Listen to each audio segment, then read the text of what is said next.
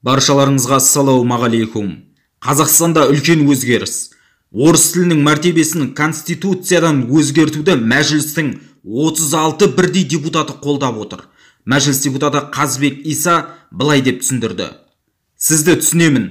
Балаларыңызды орыс мектебіне бердіңіз, кейбіреулер тек бірінші сыныптан бастап бергісі келді.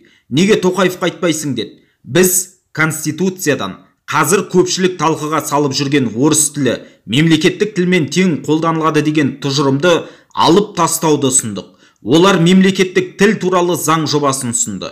Бүгінде 36 депутат, яғни 30%-дан астамы қол қойды.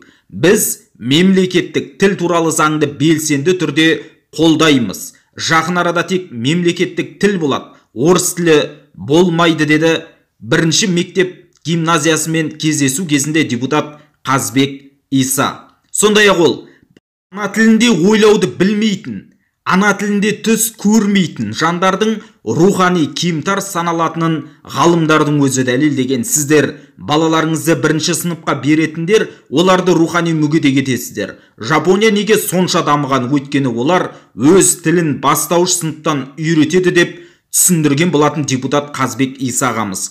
Депутаттың дәл осы айтқан пікірімен келісетін болсаңыз, төмендегі комментарийге пікір қалдырыңыз, каналға жазылып, қолдау білдіруді ұмытпаңыз.